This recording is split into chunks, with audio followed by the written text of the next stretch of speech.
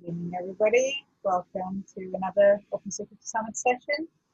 Tonight we're going to talk about threat modeling, and we have a really good case study about it tomorrow. So over to you, Dennis.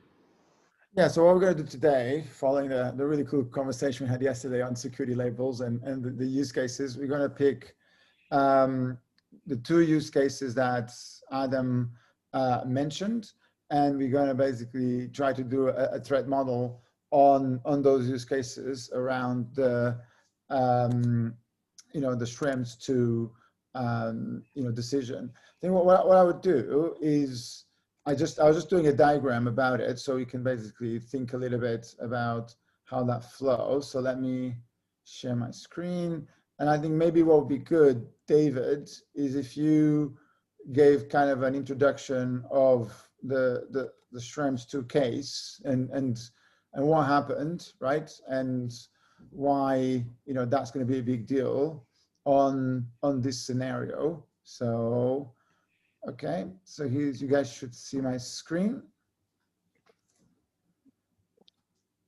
Yeah, that kind of sums it up. There you go.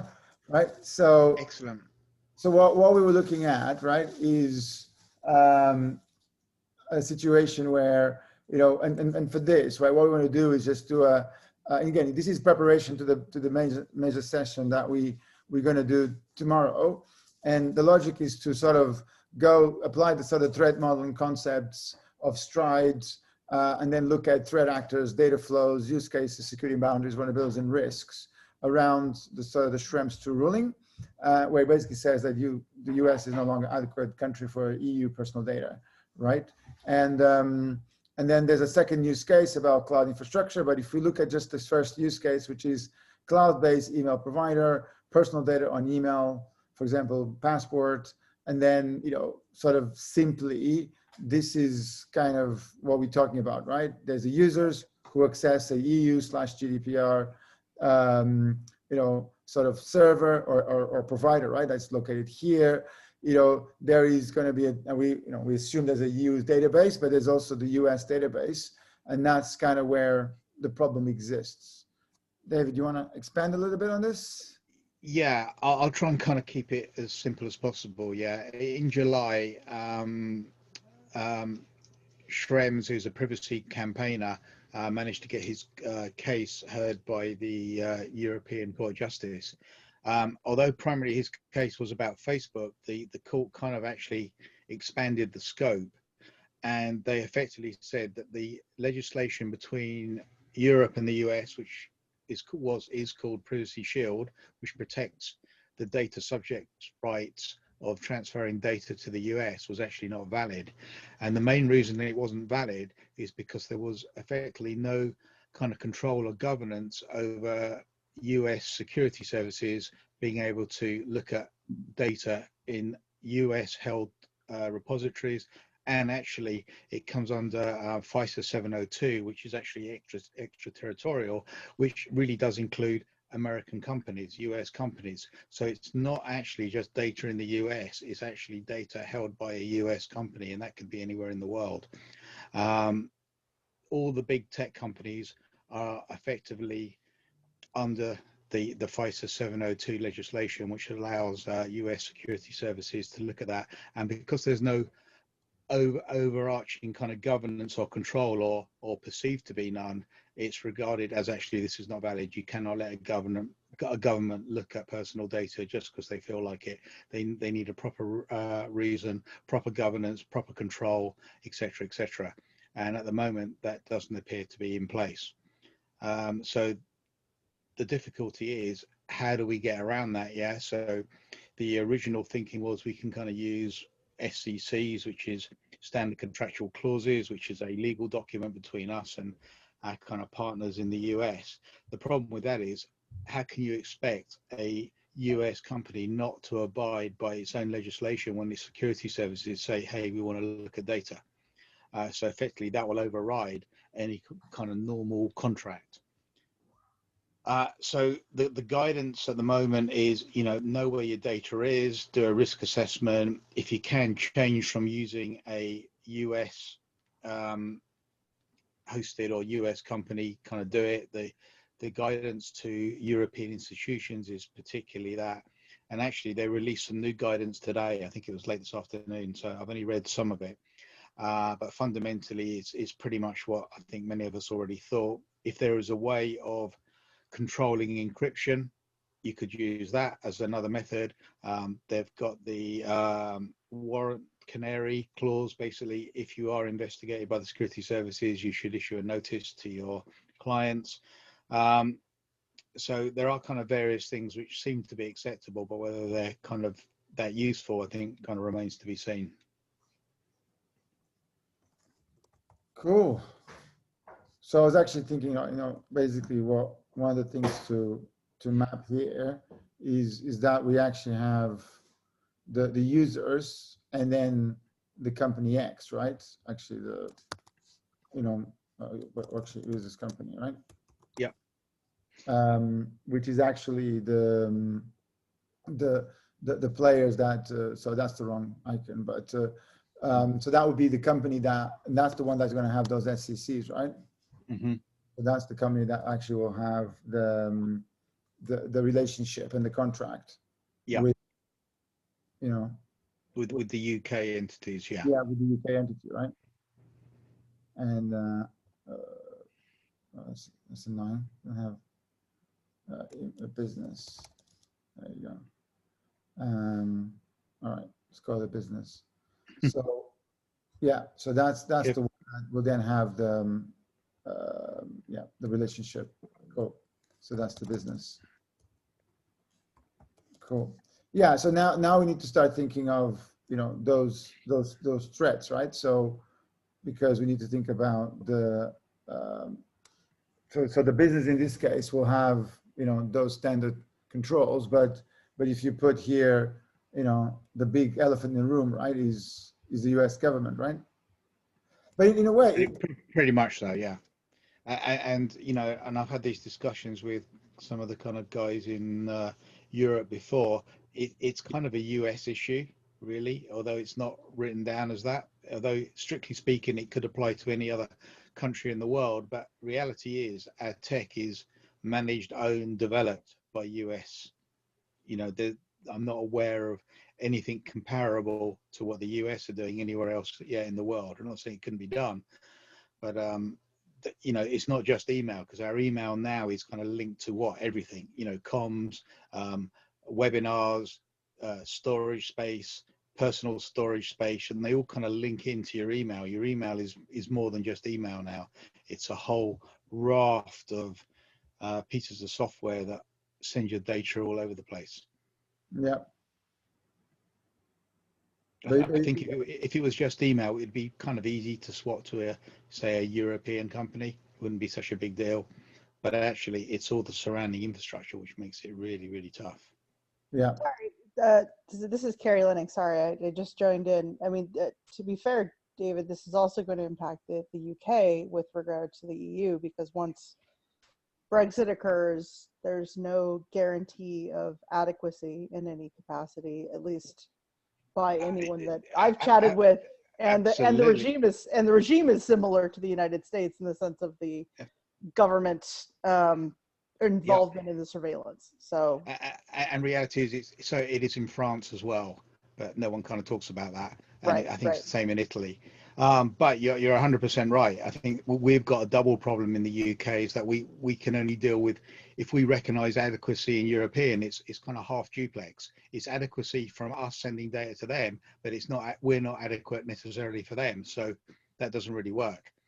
So the adequacy is a nice concept, but reality, I think it's fallen apart. So it's getting worse by the day at the moment. You're 100% right. So this is the thing, right? So we got this contract. So what we're saying is that we got this contract with between these two guys, right? And then, but at the moment, that's not going to be good enough, right? It's not the full story, absolutely, yeah. At commercial level, I think it makes sense, because commercial companies have kind of limited capability. But when you're trying to use a contract to contain a third country's government, I think that's kind of pushing it.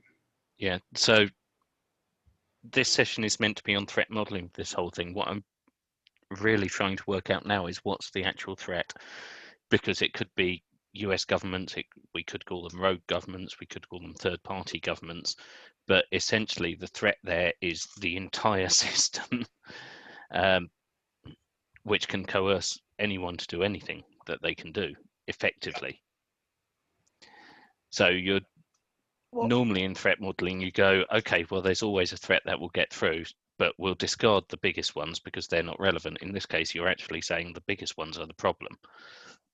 Also, there's a threat on the regulatory side and the EU side, in the sense that if the European Data Protection Board or a regular statutory authority says, or supervisory authority says, yeah, now you can't transfer data anymore, that's a gigantic threat. So is the threat that we want to focus on government gaining access to data, or is it the EU declaring that you've illegally accessed data, you are not sufficiently protecting EU citizen data, or you are not sufficiently protecting data stored in the EU? Because they are two distinct threats, but they are ones that you can treat in very different ways, and those are going to be conflicting controls. You can prevent US access to data. I mean, are they conflicting controls? Because you're having the whole point about Schrems was to discuss the idea of having additional technical and organizational controls in place, right? Ostensibly, if you're employing the technical and organizational controls, you're mitigating against the threat of the United States government or whatever government, and you're also mitigating against the threat of the supervisory authority coming down on you and saying, yeah, no, you're not doing it right, you can't transfer. But to mitigate against the threat of a national government, the only thing you can do, the only control you can do, is to remove it from their jurisdiction. Okay. Well, the encryption is a good option, right? Yes, but the encryption they can declare illegal and say that you are obstructing justice. As a customer of the company, you might not care, but as the company themselves. And James, to kind of add to that, the other bit that's not really talked about, there is legislation in the US, which forbids their tech companies from using certain types of encryption. So you could argue, if I'm in the UK and I use special encryption made in England, kind of, for example, on US servers, am I putting the host company in breach of what the Munitions Act, whatever it's called, in the US? Quite possibly. So it's almost kind of catch-22. Yes, you can, but actually it may not work. Yeah. And then there's, pseudonymization is kind of brought up in the latest guidance. Great idea, but you've got to think, how does that work? I have a whole load of data, probably hosted on my server owned by US companies or hosted in the US. I'm then going to pseudonymize that. So I've got the real copy, and now I've got a pseudonymized copy on the same host, which kind of doesn't make any sense. So nice idea, but I think it hasn't been thought through.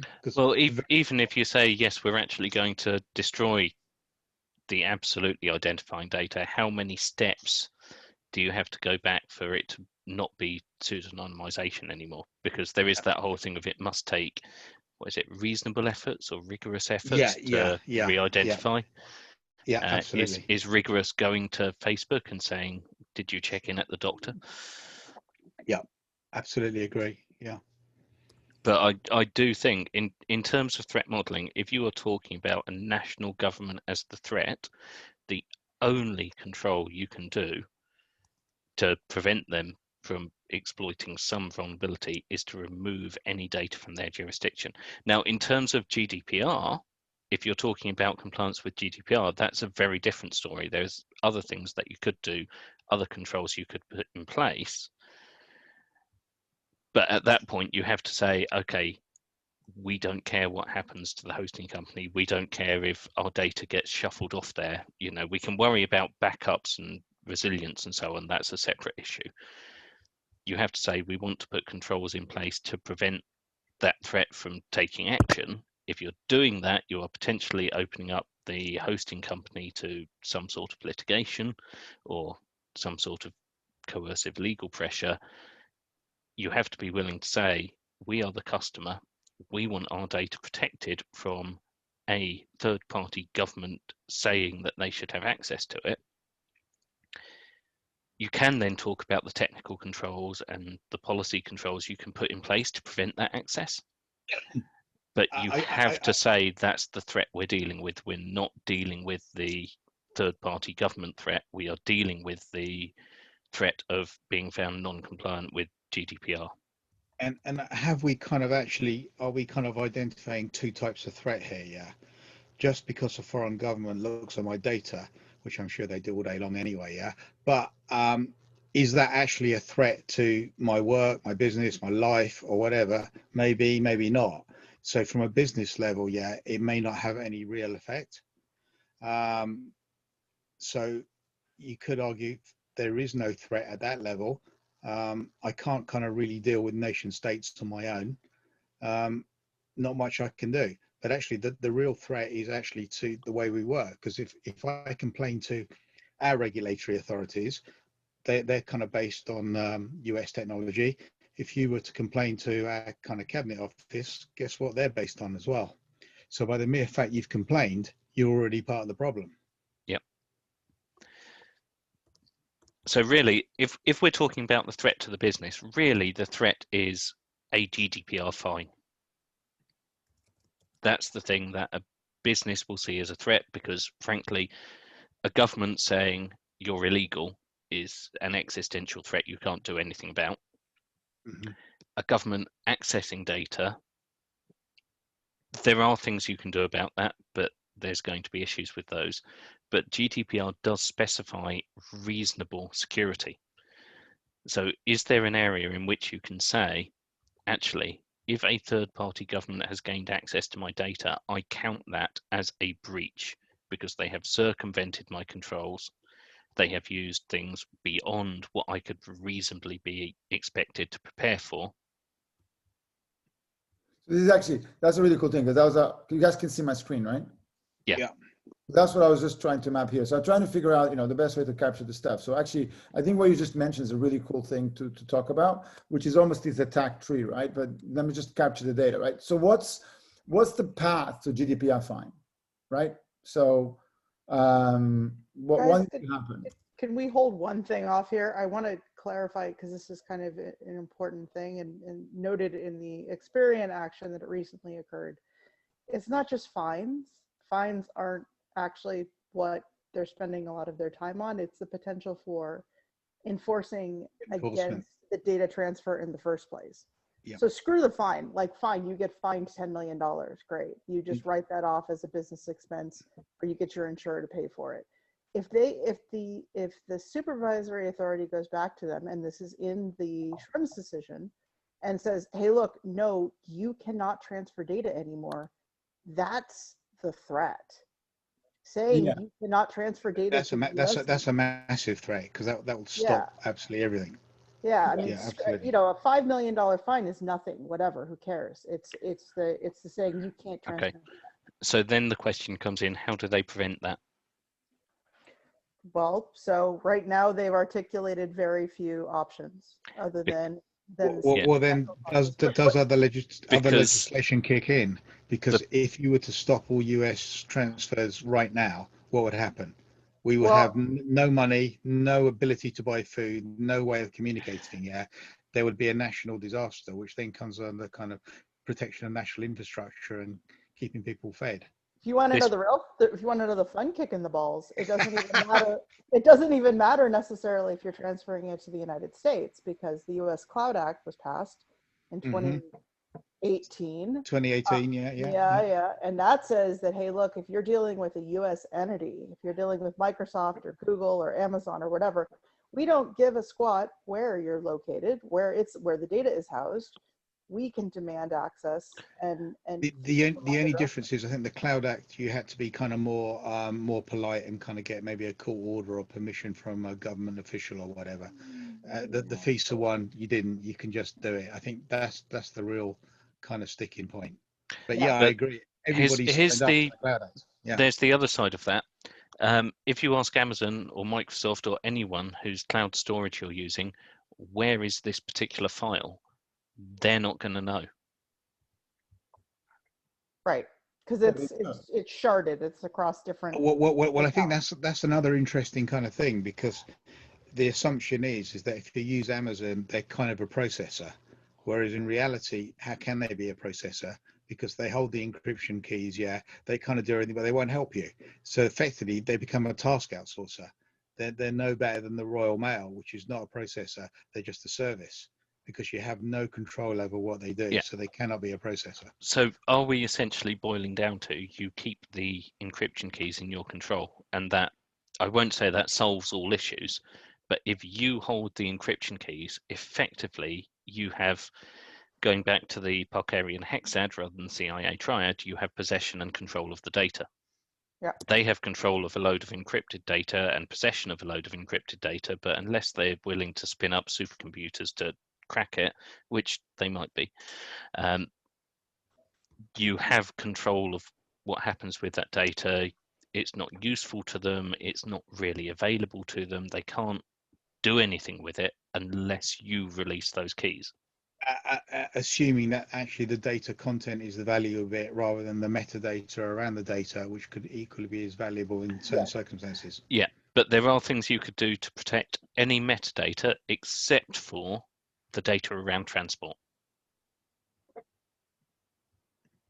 Technically, you could protect the data around transport by going. Yeah, but then you'd need to or you'd have whatever. to scramble the paths and so on, and that would tell them things. And we're getting into philosophy at that point. All right. So If you tell them it's coming from the UK, say from London, that doesn't tell them much. That tells them it might be personal data about one of 8 million people who live in London, possibly. If you're a healthcare supplier, for example, I think there's a certain level where we have to say, you know what, you've got that metadata, well done. If you can't trace it back to useful. if you can't trace it back to an identifiable individual, then it's not personal data. That an IP address by itself is not necessarily personal data. It's usually in conjunction with other things. Yeah. Right. So if you look at my screen here, right, is this the path, the second one that you were talking about, right? So it's not CIA, it's the hexad. It's Yeah. possession. Actually, what if was you're the other using one? the Parkerian hexad, the only trouble with the Parkerian hexad is pure security. It's not privacy. It doesn't. So what was that yes. one? Sorry. Yeah. Great as Mr. Parker was, and he is my hero. Yeah, he kind of never really considered kind of privacy or data protection. Yeah. Sorry, what was the one that had the 5 things? 6 things. 6 things. Yeah. What was it? Parkerian hexad, and you can fit privacy in there, sort How do of. you spell it? Parker, as in the pens. I'll just put it in the chat. It sounds more exotic than it probably really is. Yeah. I've actually never heard of There this you go. That's it. Here's the learning thing for me. Really, it's just adding 3 attributes to the triad. There is a whole lot behind that, but they're 3 really useful attributes to add when you get to know them, because they cover stuff that you can sort of fit into CIA, but it's not quite comfortable. What's the utility? Is it useful? Yeah, use. If it's not useful, it doesn't matter whether you've got it available, whether it's authentic, whether you've got integrity, whether you have possession, or whether it's kept secret, because it's not useful to you or anyone else. Yeah, cool. But I think for other things. All right. So for this one, is this, the path that you guys were talking about, right? You can't allow data to go to US, right? Sorry. So basically that means the business adds sensitive data to the web server, in this case, email, right? Then the EU comes along and says, actually, storing non-encrypted data in US is illegal. That means that from that moment on, and I agree that, there's going to be probably a transition period or whatever, but that means that the moment that ruling comes along, the business is now in material risk, right? Because they're not able to. Okay. I think is it? I'm going to go down a possible side road here. Is it you can't allow data to go to the US, or you can't allow information to go to the US? You can't. It's personal data. It's not just anything. It has to be. Okay, is it identifiable. personal data or is it personally identifiable information? What about this, right? Personal identifiable is not defined in the GDPR. It's either personal data or it isn't. Yeah. The other Correct. thing is it's not just export to the US. It's US companies who have control over it. Yep. And it's any Well- inadequate country that, you know, Israel would be just as much on this list as any. The UK in 2 months.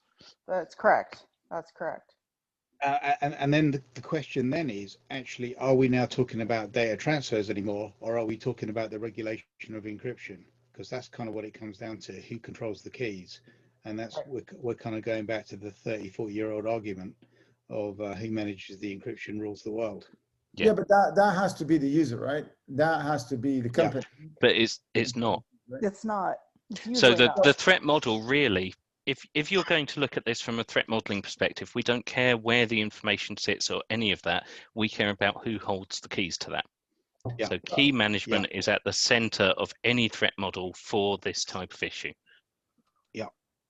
Well, actually, I would actually challenge is actually who decrypts the data. Which is that come down to whoever holds the keys. No, well. Oh, you're saying Okay, kind of use tech. Yeah, good point. Good point. Right? Yeah. Because what you're saying, right, is, so this is what we're saying, right? And I think what's interesting is that part of the solution here, right, is this will require, right, you know, companies to change their business model, right? So why don't we design, what's it called, a solution that would work, right? So, sorry, yeah. Let's look at the solution that would work, right? So let's say I got a key, I just want a key, right? That guy. Right? So are we actually heading down something like an Estonian e-citizenship PKI infrastructure where everyone controls their own ultimate private key and delegates decryption keys to different areas for different parts of their personal data? As long as it can work across multiple platforms and multiple bits of software. Yeah. Yep. Because the question here, right, is that if you look at the data, right, and I go, so let's say that this is encrypted data, so I go make it green, right? So this is encrypted data, this is unencrypted data with, let's call it dangerous, right, or orange, right? The question is where are they going to be, right? So who has access to encrypted data and who has access to the keys, right? To do that jump, right? So if you look at this is encrypted. But I think your kind of other point, it may not be the official key holder. I mean, that is a possibility, and that has been possible in history as well. Well, yeah, because look, if you're assuming, like in the threat model that we have here, we're assuming that we can't trust the provider, right? Right. So the reality is that what we, so this will be a secure model, right? So the secure model is this, where, right, data is stored encrypted, right? And in fact, let me do like this. So this will be the decryption. This is and I think it's also the Sorry, no, I was just going to say, in a secure model, unencrypted data is only ever ephemeral. It sits on a device, it sits on a screen, it's never stored. Exactly where I'm going with this, right? So if doesn't that affect our business models? Because most business models are not on protecting data, they're actually on sharing data. Yeah, kind of massively so. It does. So here's now the question, right? So the question now is who, all right, this has what I need. Who does the decryption, right? So you now have several scenarios, right? So you have a scenario. Let's start with the most secure one. The most secure one, I would argue, is this scenario, right? Where the keys are given, right, to the user, right, on demand, right? So I think it kind of needs a bit more than that, because if we take out Adam's model, he keeps passports in the email. Yeah, what the ideal model maybe is that I send in my passport photo or a copy of my passport encrypted. He gets to look at it once or twice or for however long he needs it. Then he never needs to look at it again. So we're kind of looking at sophisticated information rights management overlaying that you can kind of share information or rather, it's not really sharing, it's controlling the use of that information. It's controlling the access to that information. Yes, yes. And depressingly, I think what we're going to get to, despite it being a fad word and so on, is something like the Estonian blockchain identity management model, where I give you access for a while or for a number of accesses or for a specific purpose to specific data. Mhm. And that's got to be an overlay above the encryption. Yeah, the permissions model sits on top of the encryption. The encryption is a technical thing. The permissions model is the difficult bit. And it's permissions that kind of are more multi-dimensional than maybe we're kind of used to in everyday usage. Yeah, I'm sorry, Didar. I didn't want to say blockchain, but it's one of the few cases where it matters, or is the relevant solution. I had to. I think that's the first time I've said it all year. Someone has to say blockchain or Estonia, and you've done both, so that's pretty good. That's normally me, by the way. €99 for Estonian e-residency, which gets you a private key in their system, by the way. okay, so looking at the solution, would you guys agree that this is, and like Dave said, knowing that this breaks the SaaS business model, right, or one of them, right, but the safe model from the user, right, from let's No, say, I don't think it does break the SaaS model. it does, because they rely on looking at this data today. No, they don't. They rely on processing the data. Well, You can process encrypted data. yes, but well, I guess it depends, right? Okay, breaks some of the SaaS business model. Yeah, it breaks anything where, basically it breaks any SaaS business model where the entire business model is based on selling my personal data. And I'm okay with breaking those models. Yeah, but and that's the interesting part of this one, right? Because actually we're saying that one of the side effects of this is almost a positive side effect, right? But it also breaks things like search, right? Yeah, So, or Facebook, or any number of social. No, it absolutely does. No, it doesn't, because I can choose to be searchable. Yeah, but you want to, the question, do you want to search your email? It's more than, yeah, it's more than just email that. is public knowledge, right?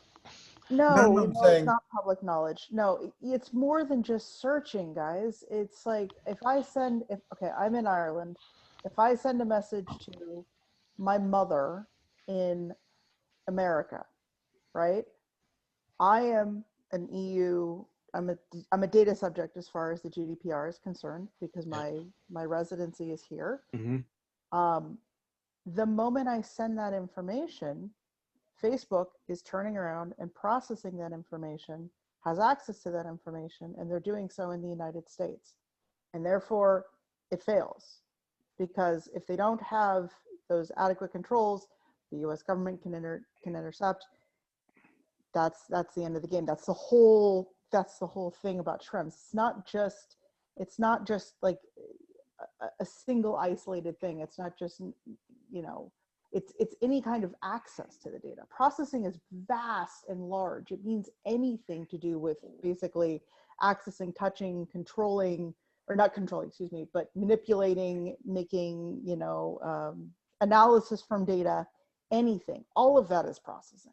Sorry, I think I miss. I just want to say that, you know, email address, business email address is a public knowledge, right? yeah, The yeah, email but we're address talking about the email content. Carrie, Oh, I yeah. just But- want to check if I've got the right interpretation of what you're saying. Basically, the two models are incompatible. The two models being, you know, being the idea of geographical sovereignty, where I can say I can access any data that crosses these borders, and personal privacy, where I control any data that I produced and relates directly to me. I mean, I think that Which is there are. interesting because I think actually that splits into two. I think the concept of data sovereignty probably doesn't really exist in most of the world, and Right. technology sovereignty does exist. And I think we kind of know where that is. If we kind of get rid of a certain country's technology, we're kind of be back 30 years ago.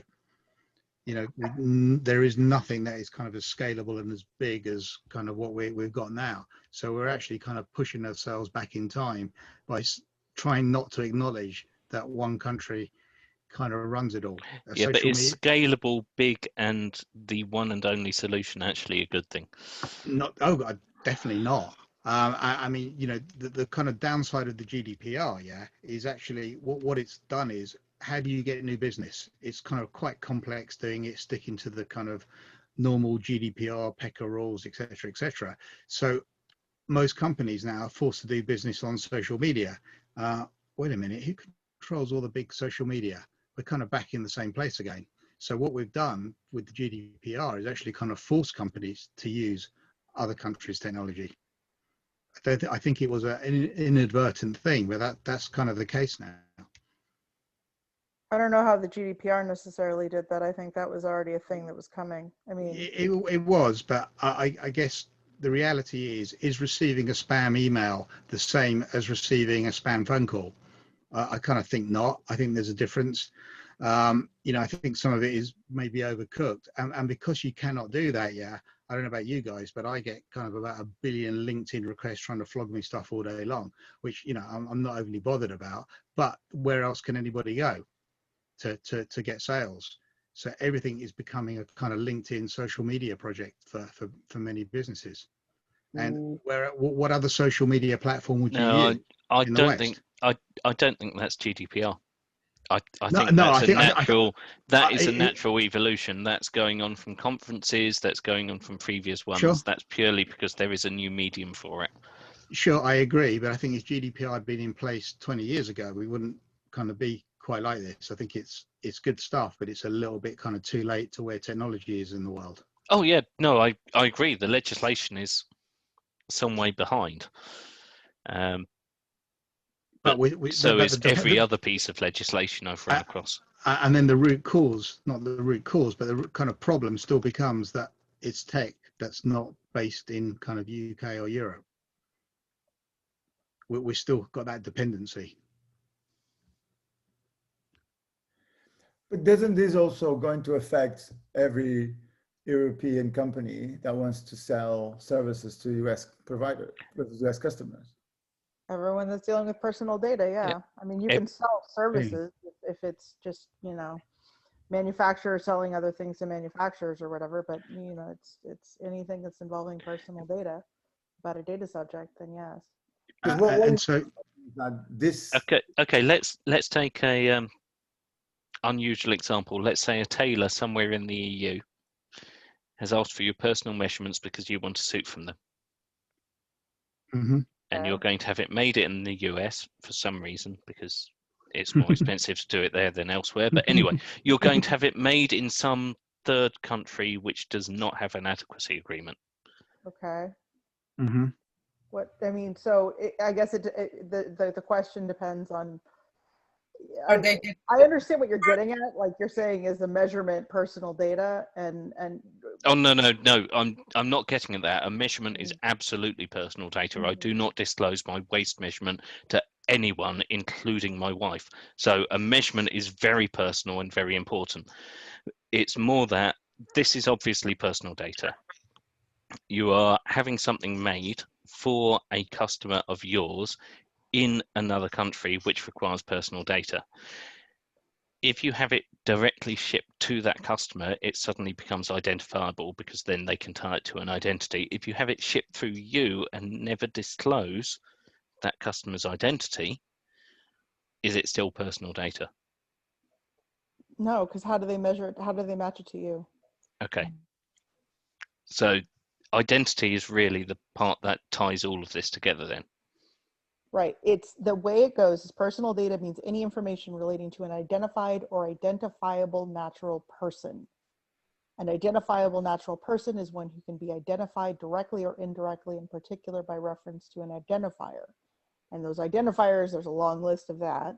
I mean, yeah, if by itself, your measurements aren't going to say anything other than Exactly. It's your, like if you find my name on a piece of paper in the street, Dave Clark, yeah, does Yeah. it matter?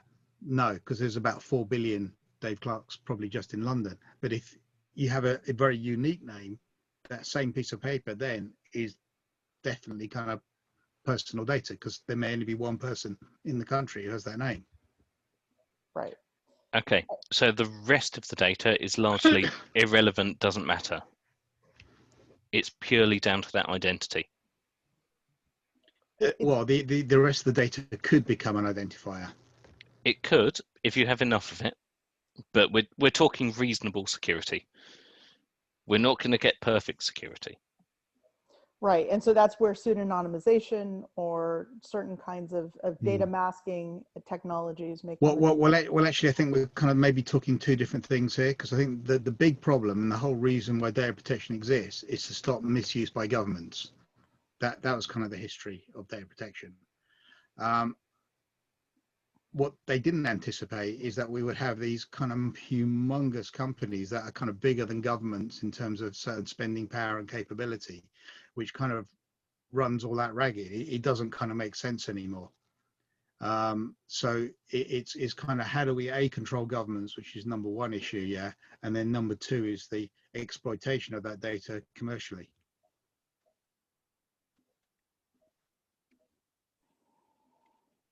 Right. So that's kind of, that's why one is a government issue and one is a kind of commercial issue. If it was a purely commercial issue, we could kind of go back to the reason why you can't drive American cars in the UK is because they don't meet our local legislation. They have to make a model fit for the UK market. And that's why they're kind of made in the UK, et cetera, and kind of history of the common market. So you could have one car, drive it in all 27 states rather than have 27 cars variants of it. So should that apply to all technology? That actually, if you have an email service, it should just be dedicated to that country. Mind you, that still wouldn't work, would it? Because it'd still be US because only. email is fun. So, if you're driving your car in the UK, you have to cross a border to go elsewhere. If you're sending an email from the UK, you can send it anywhere in the world. Yeah. I mean, I've got the feeling I'm going to come out of this whole thing feeling like I should be a libertarian. But on that scenario just talking about, like, let's not mix, like, email might not even be the best example, but actually in that case, like the way you use an email, it's not relevant here, right? So we know that once you send an email to somebody else, whatever that crosses, you lose a lot of control, right? But that's just the nature of email, right? If you don't want to do that, you can start looking at encryption, all that stuff, right? But okay. The question we talk about here, right, is, for example, is this going to be illegal, what we have here, right? Because that was what we guys were talking before, was just saying, even if the server is stored in Europe, even if the code is stored in Europe, right? And going back to just your point, David, even if the code adheres to European regulation, and let's say we have those on code, right? Will this still be not allowed because it's a US company?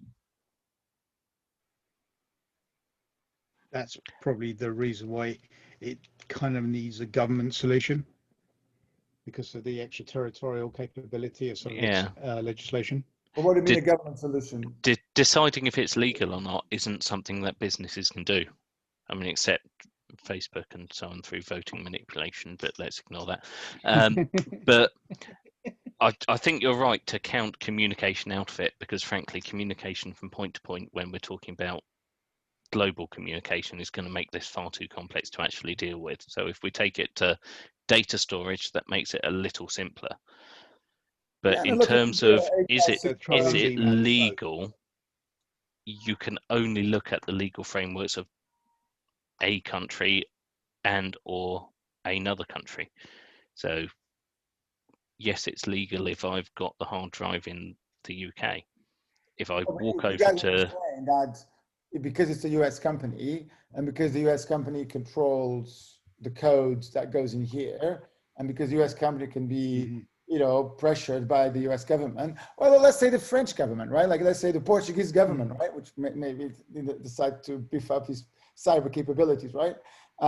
Whatever, every country has a sense of autonomy and ownership of what's on their country, right? Well, that used to happen, didn't it? Well, I can't remember when the French changed it. They just only allow, was it 42-bit encryption for a long time? Mm-hmm. Yeah. You know, so that there has been kind of precedent on that, yeah. But then that's, you know, that's the question, right? Like, because remember that if we assume that this is not possible, this is going to break technology and business left, right, and center. This is basically going to say that you cannot use any transnational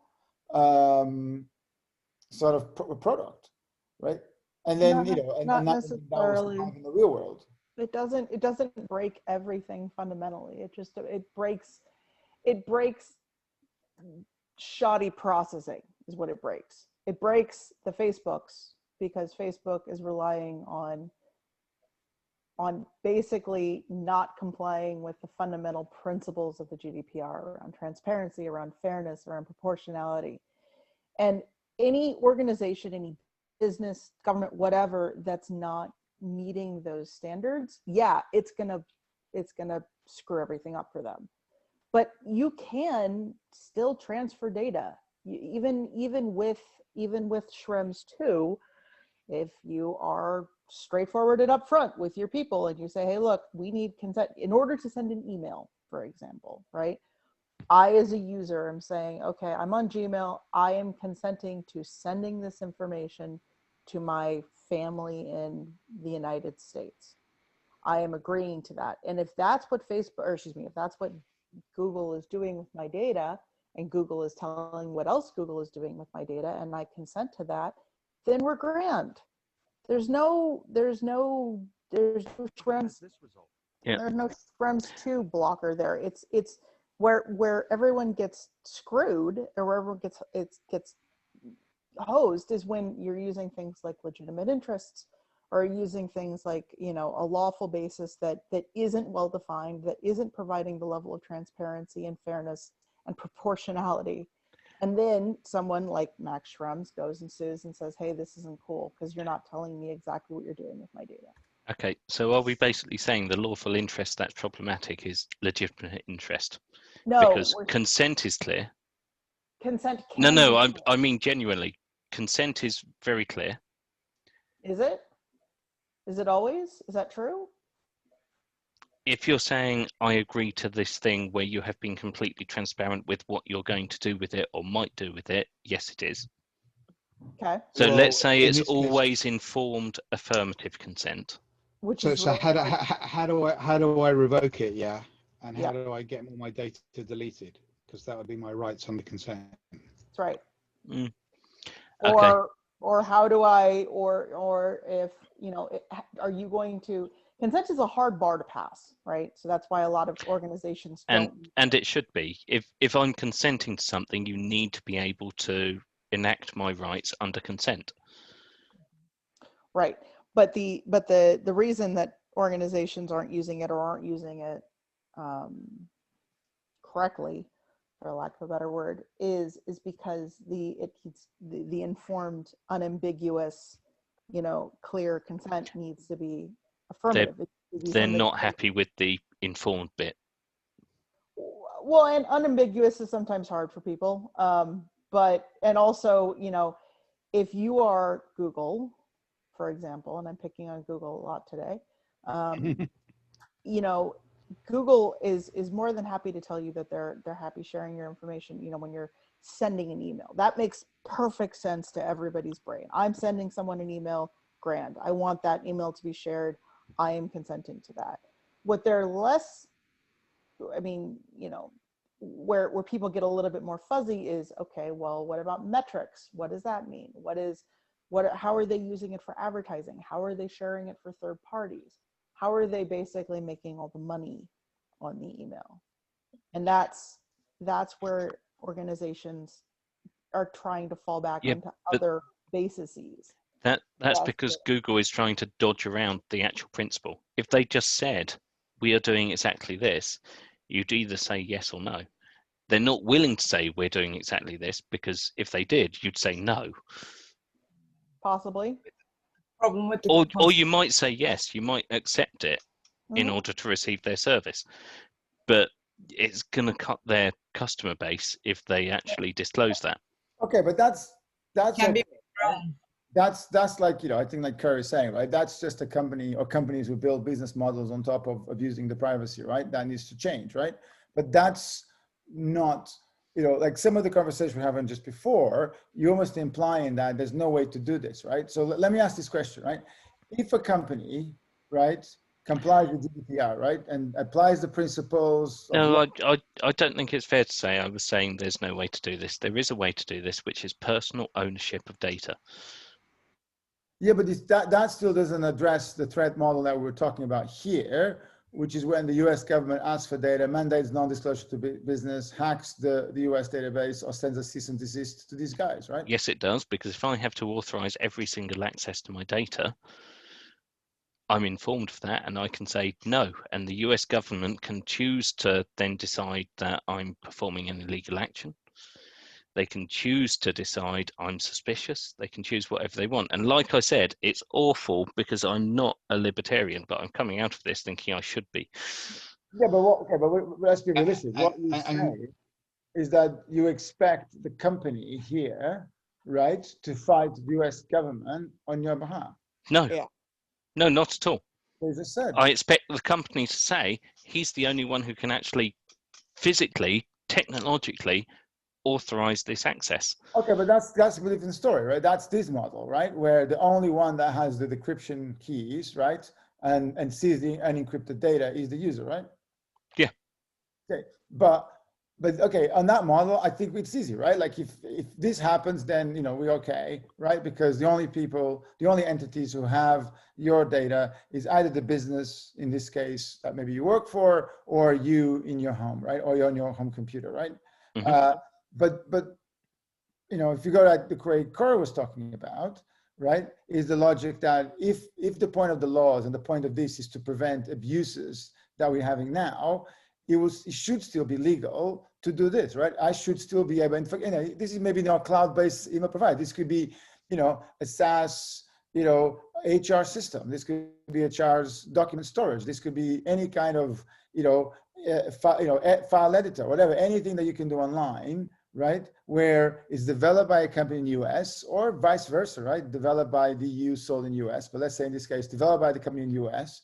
They run servers in the EU, but data made its way to the US, right? For backups, for all sorts of other things, etc. If the company applies the GDPR principles and has, the data deletion and all the other stuff that comes with GDPR, which I think there's a lot of great stuff, are we saying this is legal? Or The answer is it can be. It depends on the basis. It depends on the use. It depends on the scope. It depends on a lot of things. It depends on, risk, right? You're always doing a perpetual risk model. If you're just doing HR data for some agricultural co-op, or you're, and you're a small organization doing that, this is the only thing you do is for these agricultural co-ops, is the US government likely to send a FISA warrant to get that information? Well, probably not.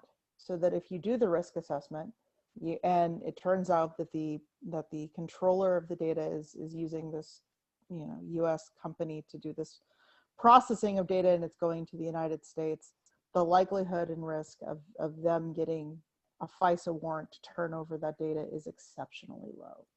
Well, there used to be a kind of myth, and I don't know if it was true when the Patriot Act was in place, that was also used to gain intellectual property from other countries who were using US services, and there Sure. was kind of no control over that. I'm I not think, going down that route. but are we actually kind of actually talking? I'm going to follow kind of James's lead here. A kind of mismatch in technologies. If we had the extra layer of, I call it the Estonian model, that could be overlaid what we currently use, would be kind of okay, wouldn't we? Because it's the Estonian model is so cool.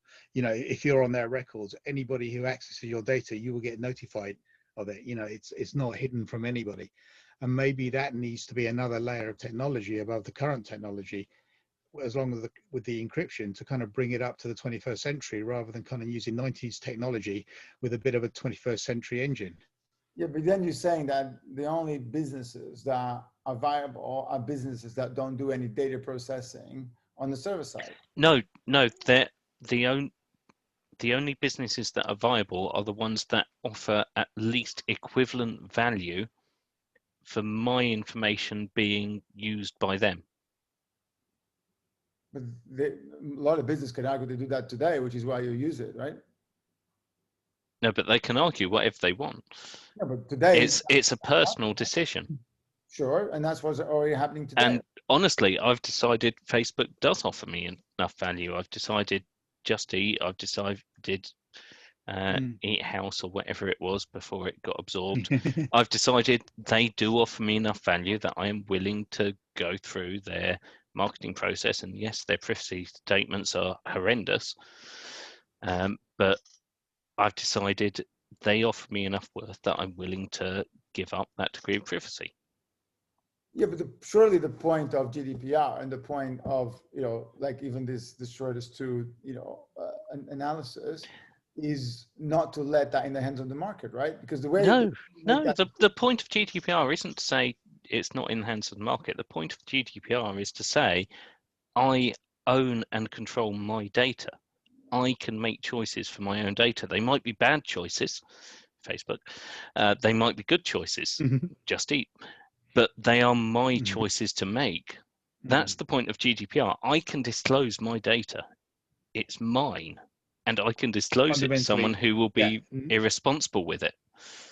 Nobody owns your data. The data subject controls their own data. Exactly, yeah.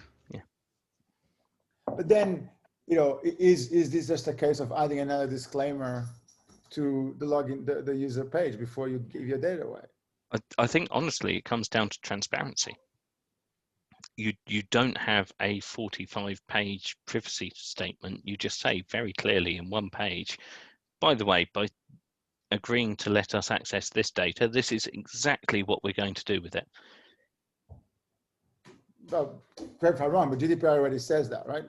You're supposed to. Yeah, GDPR says you should do that. Yes. If you're going for consent and if you're trying to comply with, the e-privacy directive for cookies and things like that, it doesn't necessarily mandate that you disclose every use. Again, I use the Experian example because Experian doesn't do any of that shit. They don't tell you what they're using your credit score for necessarily, or what kind of data that they're mining from other companies or anything else, because no one would ever consent to that. But part of that is because there's other financial regulations which kind of let them get away with whatever, and there's this kind of weird overlap. If you've ever looked at kind of the CFAS regulations or whatever, they can do and say whatever they like, and there's very little you can do about it.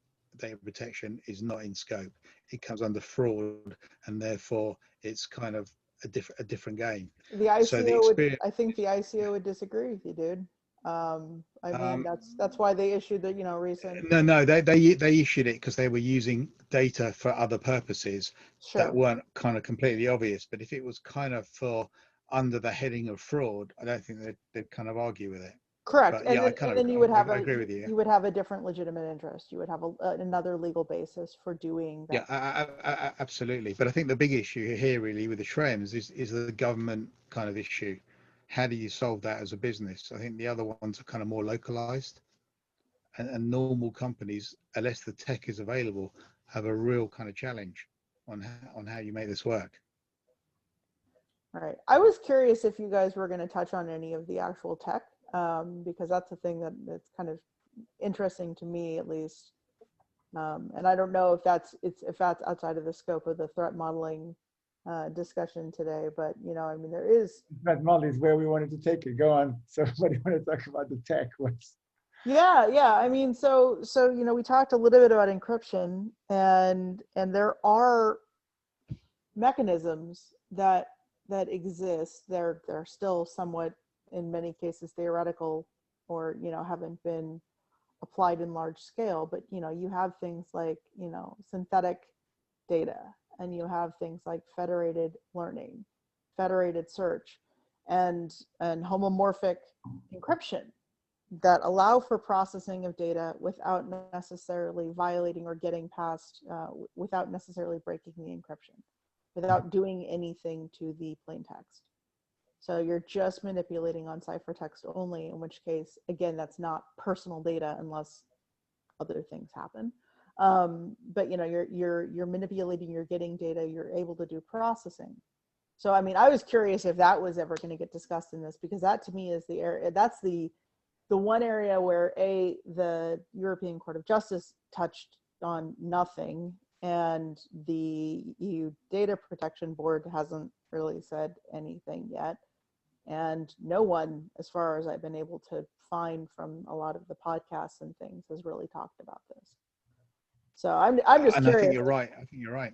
Yeah, I think you're right. And I think a lot of the kind of more recent technology, you know, I'm not talking Microsoft stuff, I'm talking much more sophisticated information rights management, kind of solves a lot of these problems, because it gives you real granular control over every piece of electronic data that you have. And that's never talked about. It's still like we're talking stuff from the 1980s most of the time, email and encryption in the same way that we use it. And we don't anymore. Those days are really gone. But the technology that could give us that level of control, you know, a lot of companies, they don't get it and they don't want to get it. And why should they? Because it's really expensive.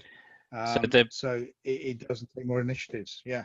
There was a question I asked earlier, and I don't think I actually got an answer, which was, are we concerned about or dealing with data or information? I don't. By whose definition? Yeah. Let's go with Shannon. I mean the Deming definition of information. I'd go with Claude Shannon. Definition? Shannon, data is just a load of ones and zeros. Information is something you can draw inferences from. But when we're starting to talk about homomorphic encryption, what we're actually talking about is the data's still there, because that's ones and zeros. Yeah, it doesn't matter if it's encrypted, it's still ones and zeros. The information isn't there because it's encrypted. So it's useless. If it's encrypted, to most people, it's fundamentally useless. So, you know, I think kind of Shannon and the Deming model are kind of similar. Deming kind of said information is something you can predict the future with. So it's got a use, I think, is what we're saying. Yeah. So if it's not useful, it's just data. And that does go back to that whole homomorphic encryption thing, because you can do processing on it, but it's not actually useful to anyone in that stage except the person who can decrypt it at the end. No, that's not true.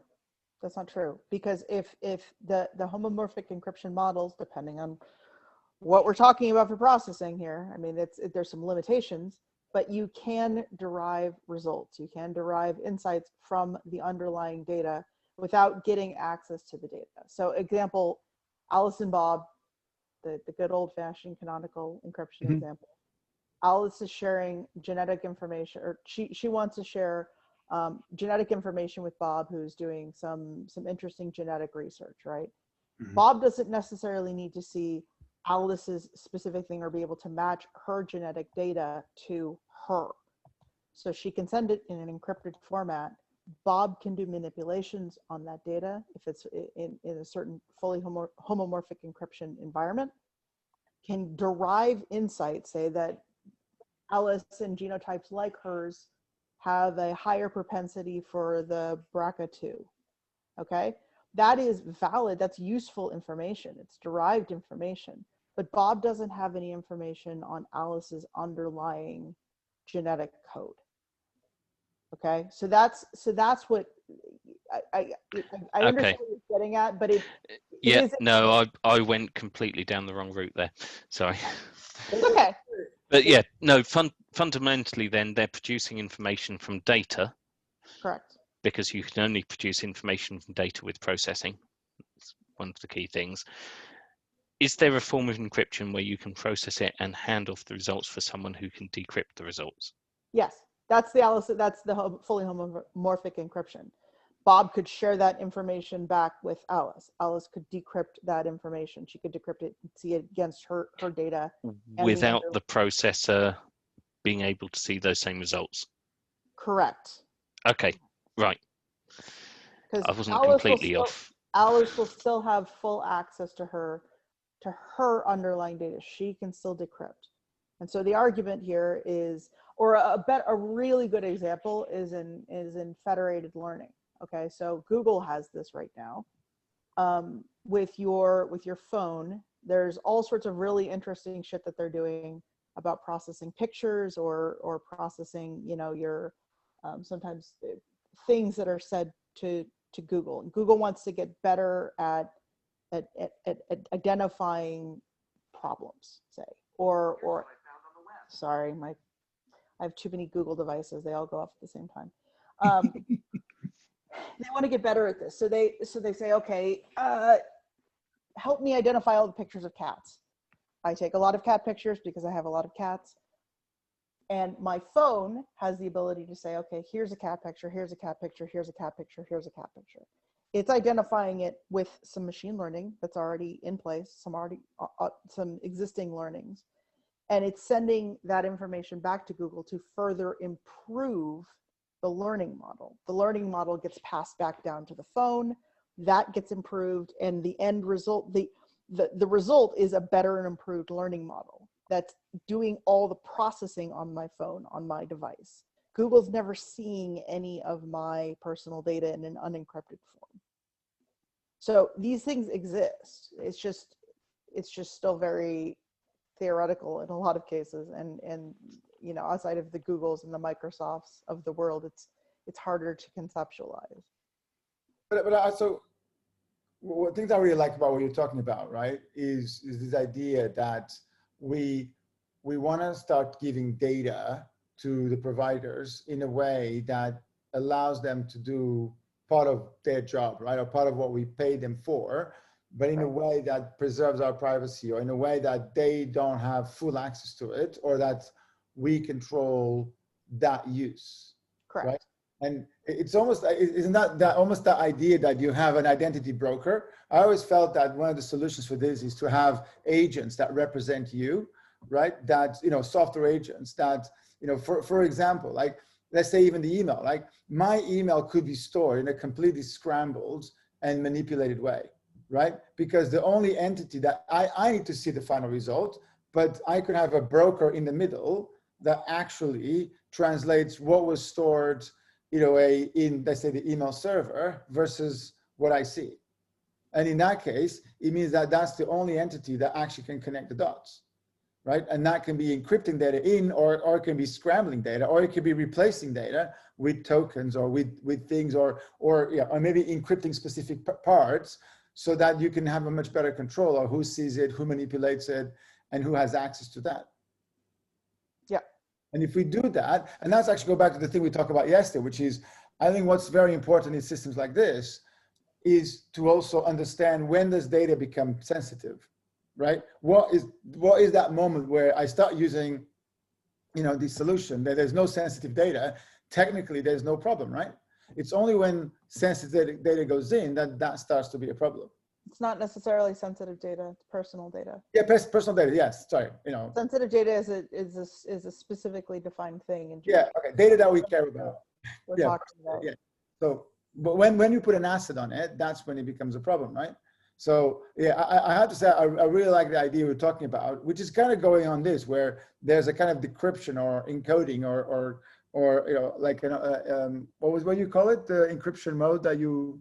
Homomorphic encryption. Homomorphic encryption, yeah. Yeah. You know, that the question is, who does that, right? And maybe what we're saying is that when we, you know, there needs to start to be almost localized filters, right, that respect local regulations, so that, you know, the providers that want to go into that market have to maybe comply to that, right? And then if that is run on a server that is not controlled by the other company, although some companies might, you know, might still prefer to have access to the data, then it becomes a business decision, right? But the problem is that there's a lot of valid use cases for having sensitive data, right? So how are we going to skin that based on some of these regulations?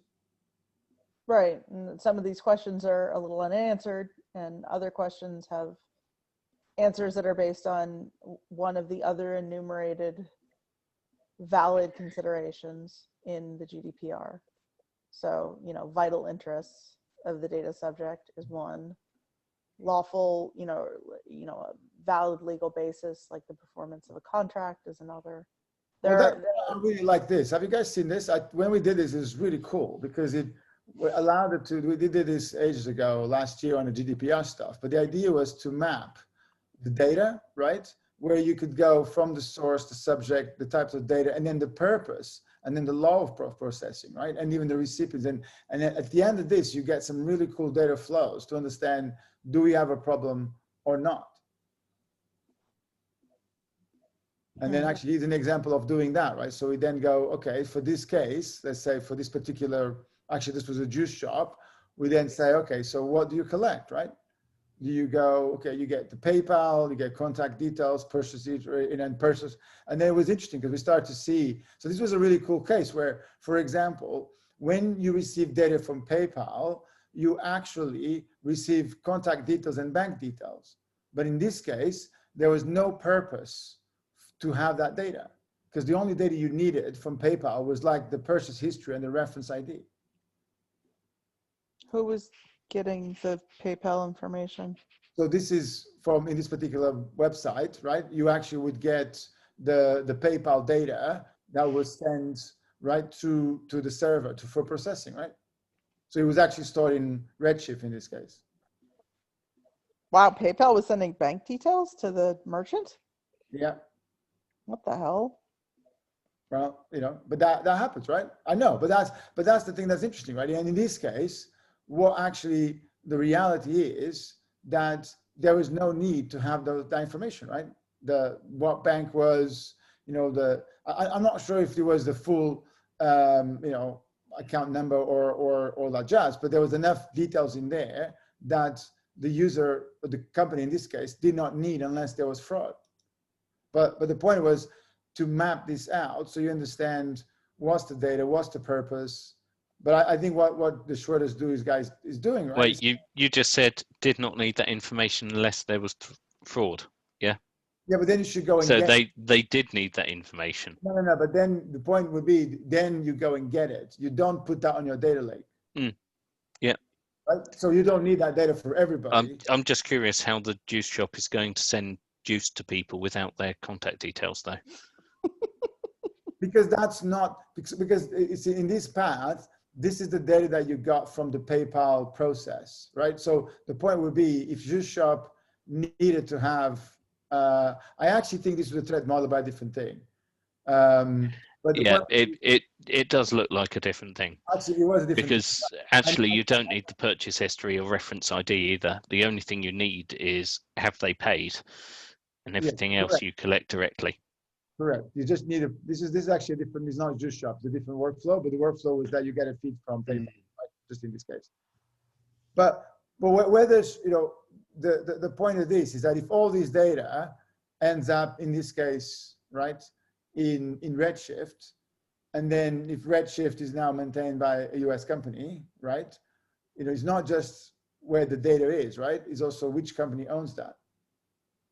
That's the thing you guys were saying, that even if the data is stored in the EU region, this will still be a problem because the data could potentially in AWS.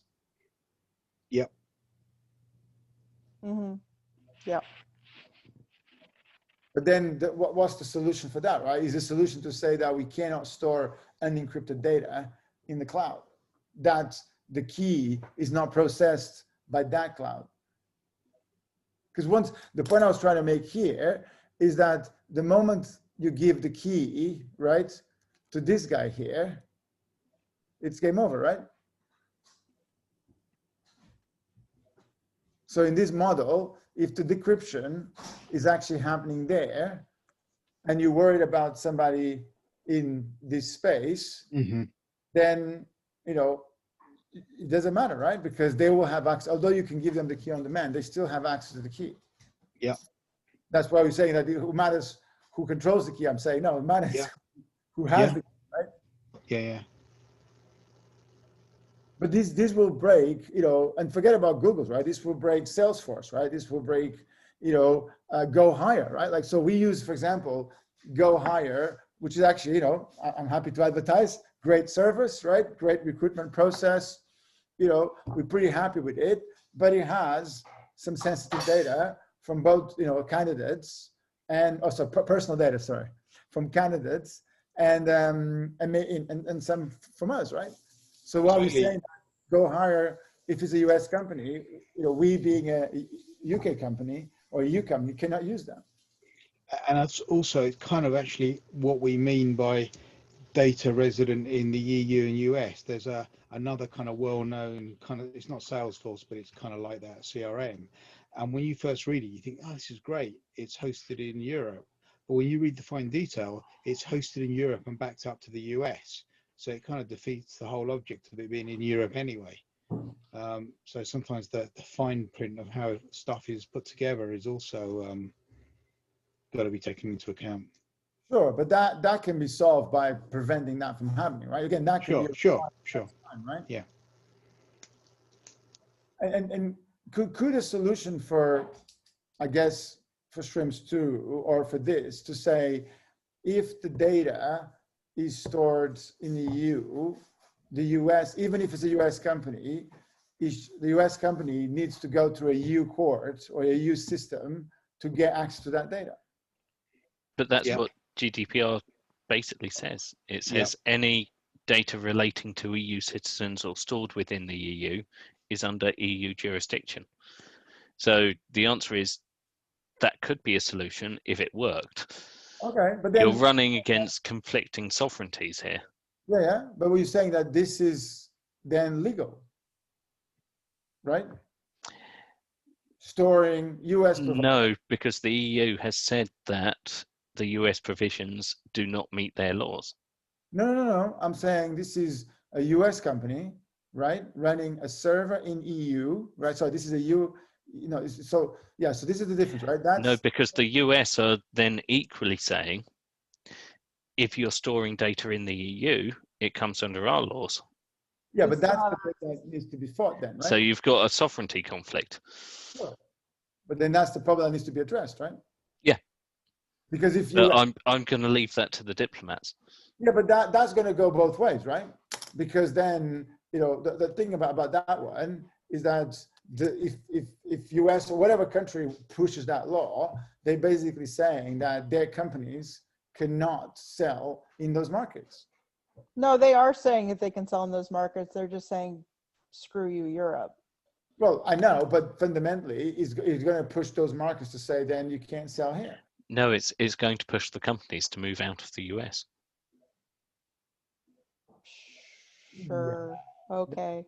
But look, it doesn't matter because then what happens? They can't sell to US, so that doesn't have a solution, right? And also, it's the same thing that the other way, right? In the same way that an European company can then the EU could pass the same law to say, if we are a European company and we run our stuff in US servers, right? It's now under EU or UK jurisdiction. Yeah, the UK is a really bad example to use for this right now. Yep.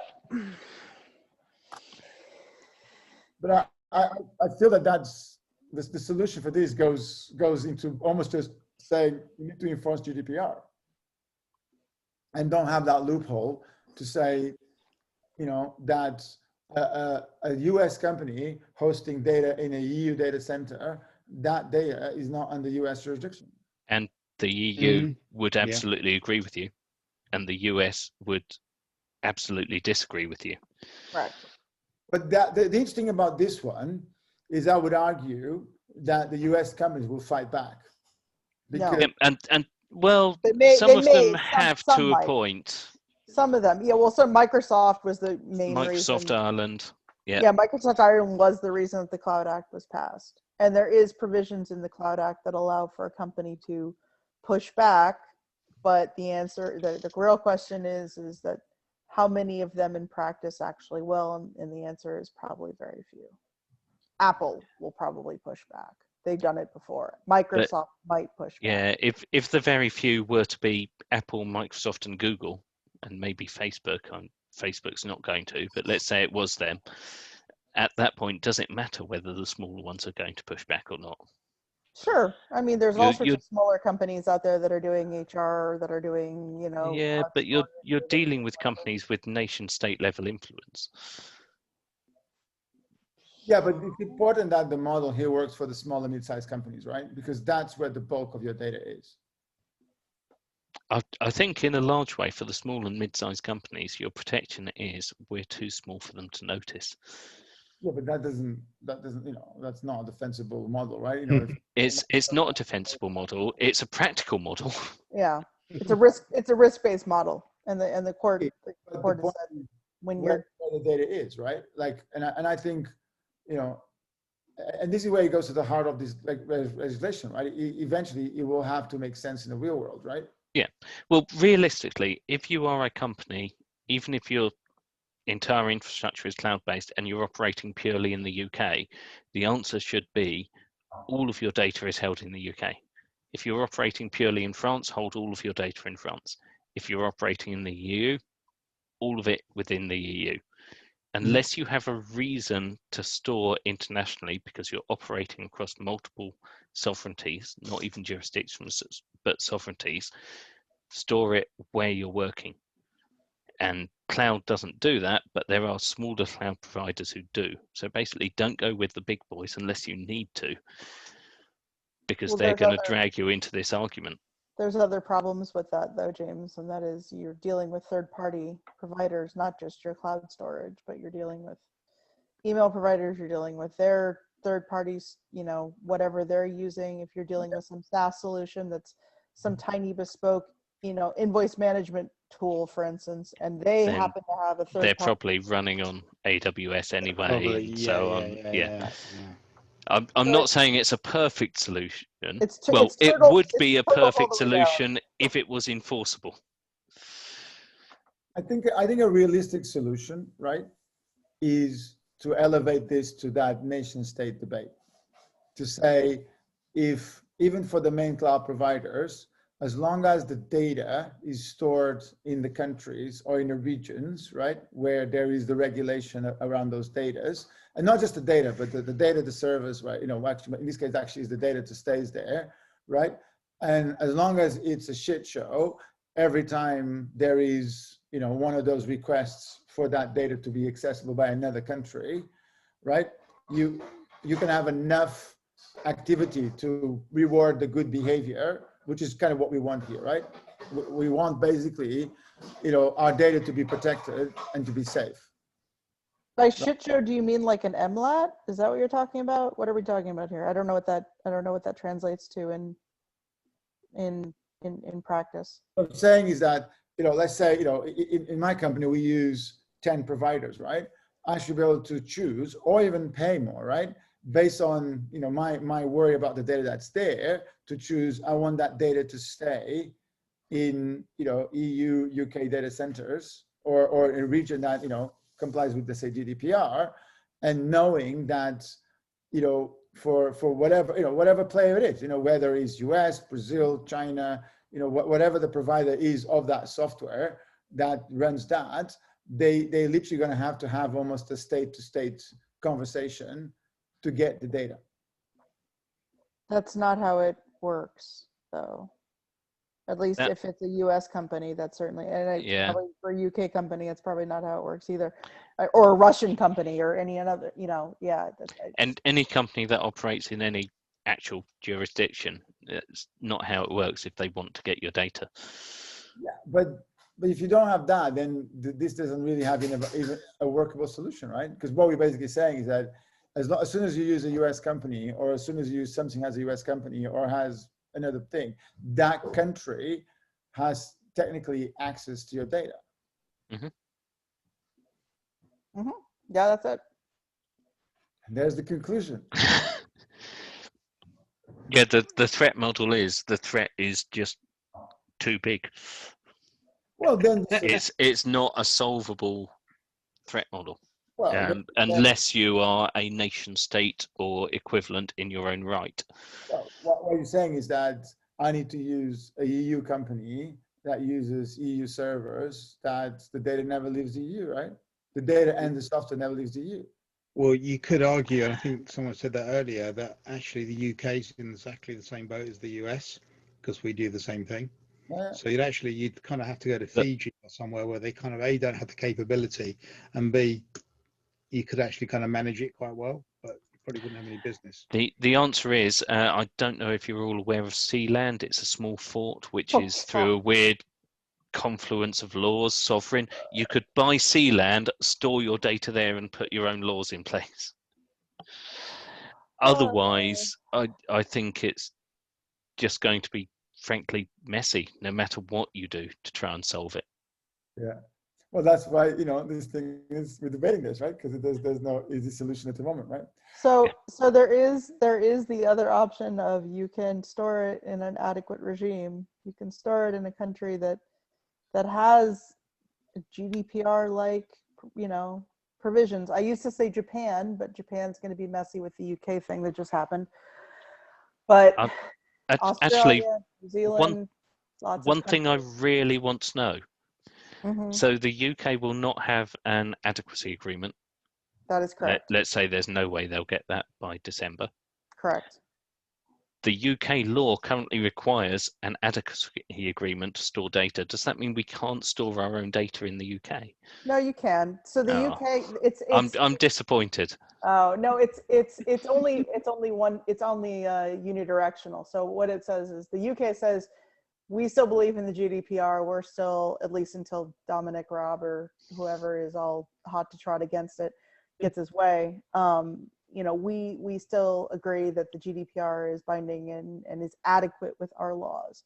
So you can have access to UK data all you want. EU, you're grand.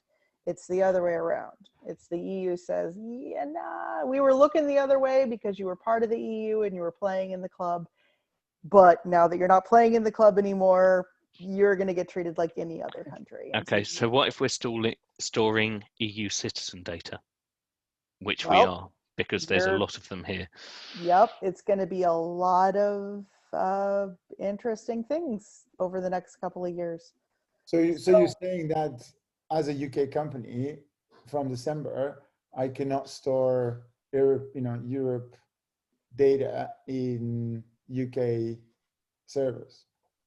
I'm saying, yeah, that as far as the European Union and the GDPR is concerned, until the UK reaches an adequacy determination is reached against the United Kingdom. They have kind of agreed that SECs and maybe SECs plus, but the other kind of side issues is that if you've got, say, French data in there, you may well need an Article 27 representative.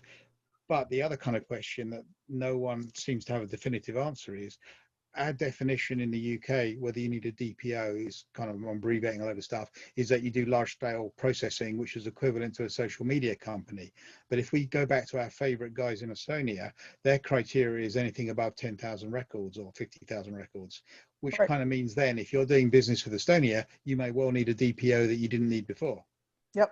And it will depend on every single, and I think there's 33 in the extended EEA. You will need something definite for Switzerland, Liechtenstein, Spain, etc., etc. So you've now got 33 different data protection processes. Oh God, sorry, that's the only thing I can say. My God. Yep. So what are we going to do about this? I mean, I don't. Now I start thinking, like, how many regions they're like. Right, oh my God. get e-residency in Estonia. Found your business there. Hire office staff there. I'm talking about that's the answer. Ireland's great. You can come to Ireland. Or Ireland, but Ireland's got more rules. I can't pay €99 and get e-residency in Ireland. Absolutely. So the solution is the residency. Well, Yeah. I put a list together and I went for as much of the government regulation as possible. So I thought, yeah, it's kind of not much here. I came up to a list of 37 different things, from distance selling, the NIS arrangements, the e-commerce regulation, which won't apply to us. And the time I looked at it, I thought, if I had to pay myself to fix myself, if you see what I mean, I probably couldn't afford it. But it's cheaper for me to start an Estonian company and then sell into Europe. I'll get started on open banking. That one's going to be hilarious. But we'll have it fixed before the end of the year, I'm sure. Yep. Sure. It's fine. They've told us changes are coming and we need to be ready for them. I've seen the adverts. Right. And on that one, any final notes before we wrap up for today's session? I think this is really good. Yeah, I need to go and get a drink. I need to get a lot of drinks, I think. No, thanks everybody for participating. This was really cool. Thanks a Bye lot. all. It's Thank you, everyone. It's great, Thank you. great fun. Yeah. Great session.